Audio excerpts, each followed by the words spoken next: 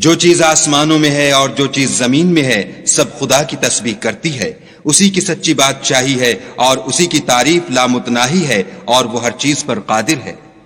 وہی تو ہے جس نے تم کو پیدا کیا، پھر کوئی تم میں کافر ہے اور کوئی مومن، اور جو کچھ تم کرتے ہو خدا اس کو دیکھتا ہے۔ اسی نے آسمانوں اور زمین کو مبنی بر حکمت پیدا کیا، اور اسی نے تمہاری صورتیں بنائیں اور صورتیں بھی پاکیزہ بنائیں، اور اسی کی طرف تمہیں لوٹ کر جانا ہے۔ جو کچھ آسمانوں اور زمین میں ہے وہ سب جانتا ہے، اور جو کچھ تم چھپا کر کرتے ہو اور جو کھلم کھلا کرتے ہو اس سے بھی آگاہ ہے، اور خدا دل کے بھیدوں سے واقف ہے۔ کیا تم کو ان لوگوں کے حال کی خبر نہیں پہنچی جو پہلے کافر ہوئے تھے تو انہوں نے اپنے کاموں کی سزا کا مزہ چکھ لیا، اور ابھی دکھ دینے والا عذاب اور ہونا ہے۔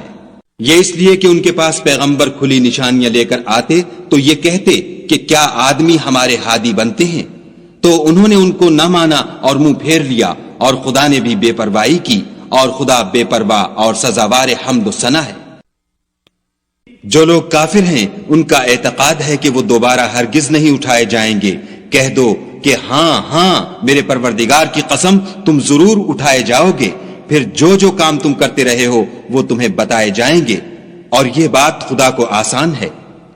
تو خدا پر اور اس کے رسول پر اور نور قرآن پر جو ہم نے نازل فرمایا ہے ایمان لاؤ، اور خدا تمہارے سب اعمال سے خبردار ہے۔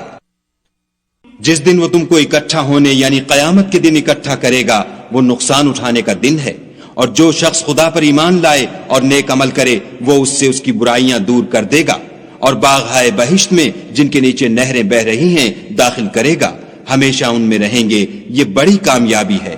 اور جنہوں نے کفر کیا اور ہماری آیتوں کو جھٹلایا وہی اہل دوزخ ہیں، ہمیشہ اس میں رہیں گے اور وہ بری جگہ ہے۔ کوئی مصیبت نازل نہیں ہوتی مگر خدا کے حکم سے، اور جو شخص خدا پر ایمان لاتا ہے وہ اس کے دل کو ہدایت دیتا ہے، اور خدا ہر چیز سے باخبر ہے۔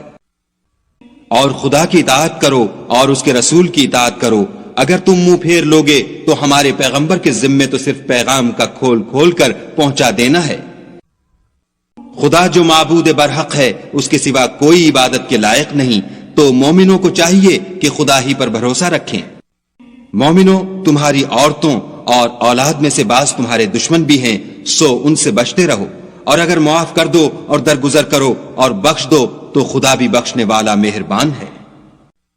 تمہارا مال اور تمہاری اولاد تو آزمائش ہے، اور خدا کے ہاں بڑا اجر ہے۔ سو جہاں تک ہو سکے خدا سے ڈرو، اور اس کے احکام کو سنو اور اس کے فرما بردار رہو، اور اس کی راہ میں خرچ کرو، یہ تمہارے حق میں بہتر ہے۔ اور جو شخص طبیعت کے بخل سے بچا دیا گیا تو ایسے ہی لوگ راہ پانے والے ہیں۔ اگر تم خدا کو اخلاص اور نیت نیک سے قرض دو گے تو وہ تم کو اس کا دوچند دے گا، اور تمہارے گناہ بھی معاف کر دے گا، اور خدا قدر شناس اور بردبار ہے، پوشیدہ اور ظاہر کا جاننے والا، غالب اور حکمت والا۔